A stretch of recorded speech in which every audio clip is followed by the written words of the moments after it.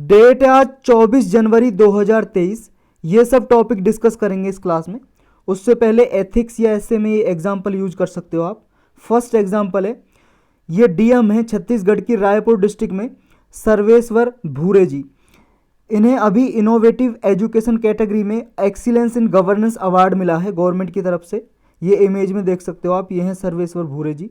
इनसे रिलेटेड एक स्टोरी है। एक गर्ल है, लड़की 12th क्लास की, वो इनके काम से प्रभावित होकर बोलती हैं कि मैं आप ही की तरह कलेक्टर बनना चाहती हूँ। तो इनका जवाब आता है भूरे जी का, be a better collector than me, कि मुझसे भी अच्छा कलेक्टर आप बनो जीवन में।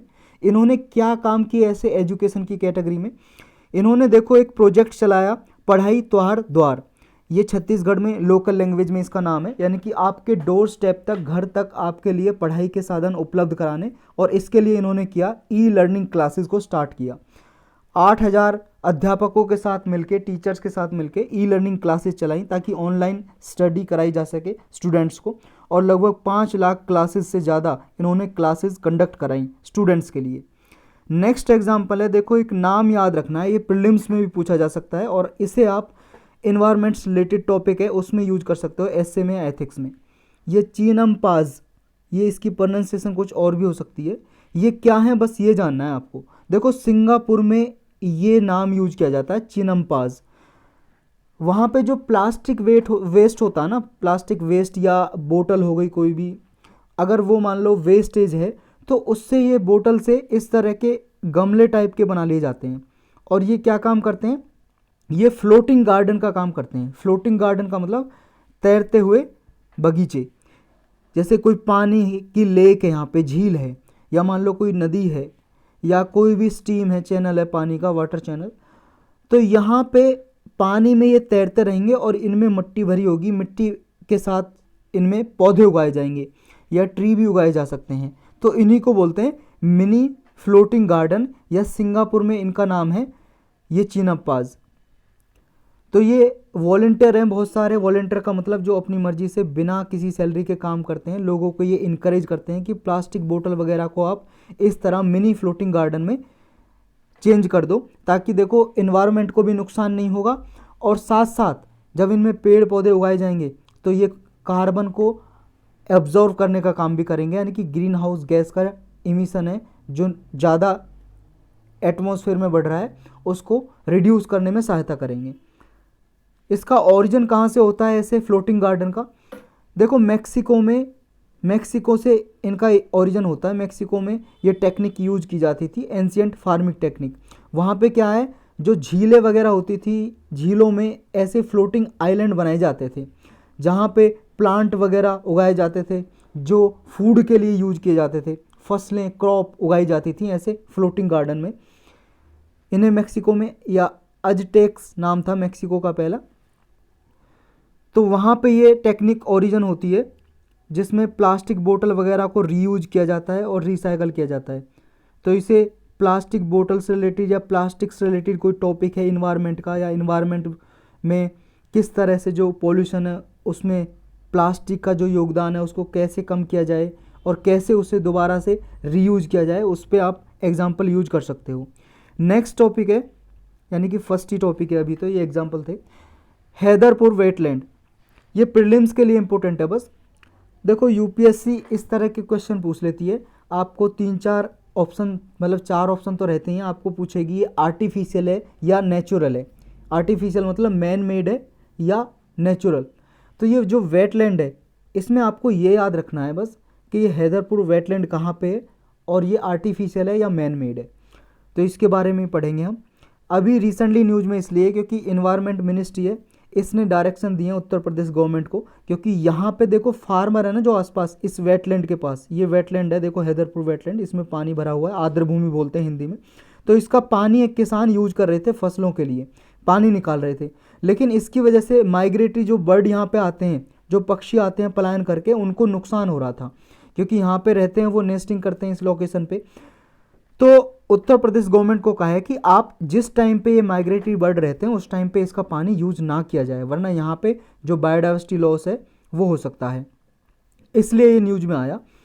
देखो ये रामसार साइट है एक, तो आपको ये याद रखना है। रामसार साइट आप जानते हो ना, रामसार एक कन्वेंशन हुई थी। रामसार नाम की एक जगह है ईरान में, ईरान कंट्री है, आपको पता है कहाँ पे ईरान कंट्री, ये देखो ईरान, यहाँ पे एक कन्वेंशन हुई थी।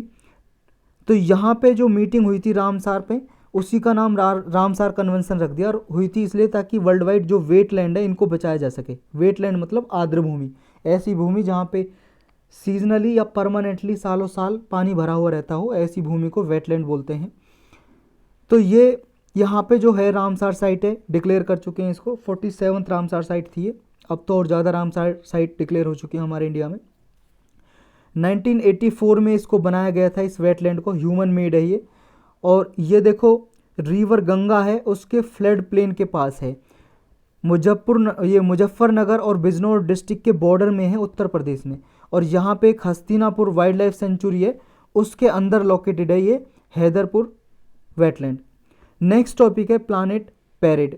ये भी सिर्फ प्रीलिम्स के लिए इंपॉर्टेंट है। ये एक इवेंट है, आपको इवेंट है, याद रखना है क्या है इसका मतलब प्लानिट पैरेड का।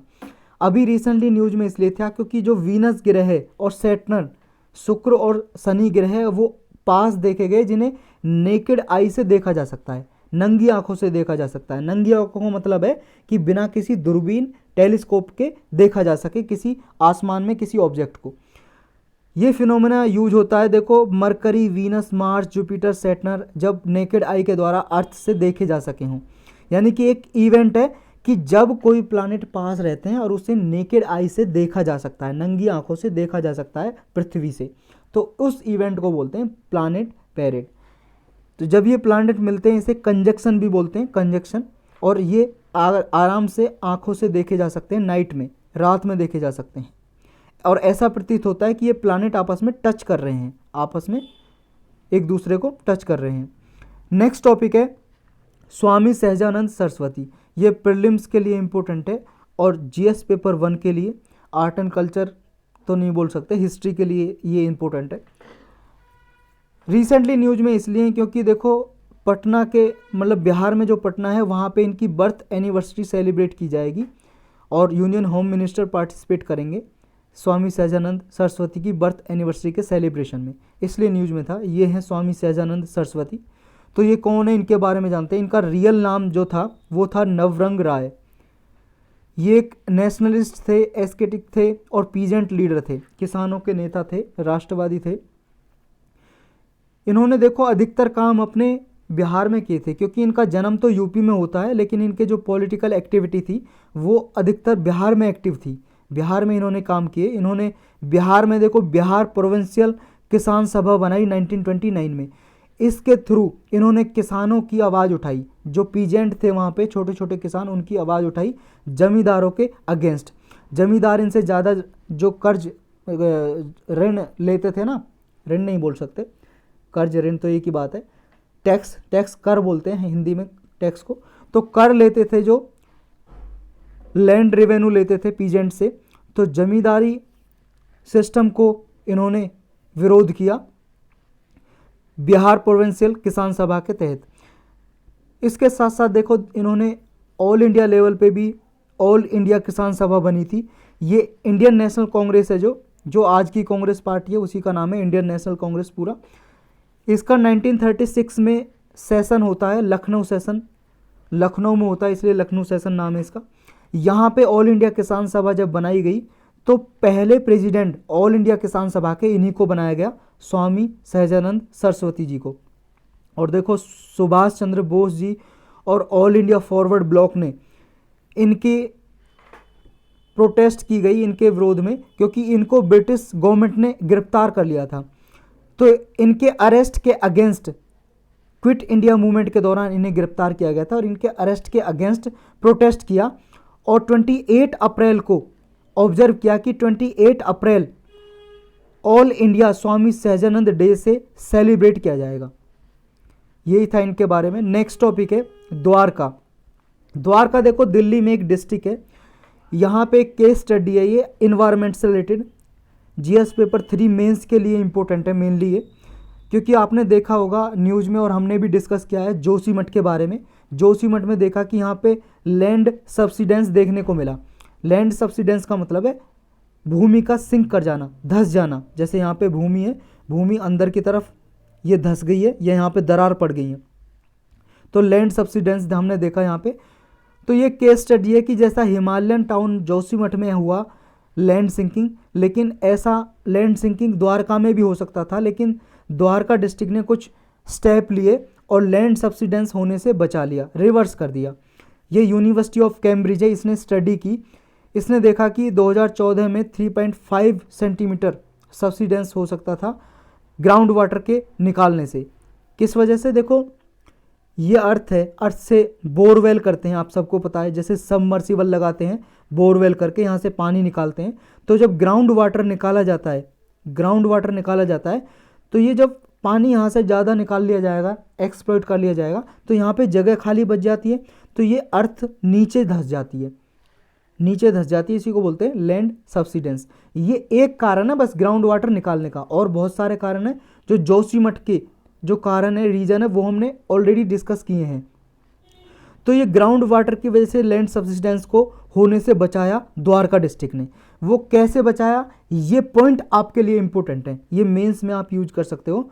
एनवायरमेंट से रिलेटेड टॉपिक कोई मान लो जोशीमठ के बारे में पूछा जाए या लैंड सब्सिडेंस टॉपिक आ जाए, ये पूछा जा सकता है कि लैंड सब्सिडेंस क्या है और किस कारण से होता है और इससे बचाने के लिए क्या क्या उपाय किए जा सकते हैं। तो ये पॉइंट आप यूज कर सकते हो कि जो दिल्ली में द्वारका ने ये पॉइंट यूज किए, ये आप बता सकते हो यहाँ पे। देखो पहला तो द्वारका ने किया कि बोरवेल करने पे हैवी फाइन लगाया कि कोई आदमी बोरवेल नहीं करेगा, उस पर फाइन लगाया जाएगा। और 2016 तक जिनका ऑलरेडी बोरवेल था वो अपना बोरवेल से पानी यूज करना बंद करें, बिल्कुल, या तो बंद करें या कम करें। फिर कहाँ से पानी यूज करेंगे? पानी जो सरफेस पे है उसको दोबारा से रीयूज किया जाएगा, रिसाइकल करके। दो यहाँ पे देखो लोकल लेक्स थी, झील थी लगभग 200 साल पुरानी, उनको दोबारा से रेजुविनेट किया गया, दोबारा से उन्हें खुदाई की गई और दोबारा से उन लेक को रेजुविनेट किया गया, नया बनाया गया। ये नया झोड़ के नाम से जाना जाता था इन रिजर्वेयर को, लेक्स को, झील को। तो फिर इनका पानी यूज किया गया द्वारका में। और ये किया गया कि जो पब्लिक पार्क हैं उनमें जो इरिगेशन होगा, सिंचाई होगी, पानी लगाया जाएगा पेड़ पौधों में या पार्क में, घास में, तो ये मैंडेटरी कर दिया, कंपलसरी कर दिया, अनिवार्य कर दिया कि सरफेस वाटर के द्वारा ही वहाँ पे इरिगेट किया जाएगा। सरफेस वाटर को ट्रीट करके, सीवेज वाटर को ट्रीट करके, जो नालियों का गंदा पानी होता है उसको साफ करके उसको पानी को यूज किया जाएगा पब्लिक पार्क में सिंचाई करने के लिए, इरिगेट करने के लिए। नेक्स्ट यहाँ पे ये किया गया कि जो रेजिडेंट है उन्होंने, जो यहाँ पे निवासी रहते हैं द्वारका में, उन्होंने रेन वाटर हार्वेस्टिंग को स्टार्ट किया, यानी कि बारिश के पानी को बचाना स्टार्ट किया। और इसकी वजह से यहाँ पे वाटर टेबल इंक्रीज हुई। वाटर टेबल मतलब जो ग्राउंड वाटर है जिसको हम निकालते हैं, जिसकी वजह से पानी नीचे चला जाता है, पानी का स्तर नीचे चला जाता है। तो जब रेन वाटर हार्वेस्ट किया तो यहाँ पे पानी जमा होने लगा, अर्थ में नीचे चला गया और ग्राउंड वाटर का लेवल ऊपर आता चला गया, वाटर टेबल थोड़ी इंक्रीज हुई है इस एरिया में। तो ये पॉइंट आप यूज कर सकते हो मेंस में, इन्वायरमेंट से रिलेटेड या लैंड सब्सिडेंस से रिलेटेड टॉपिक में, कि कैसे बचाया जाए।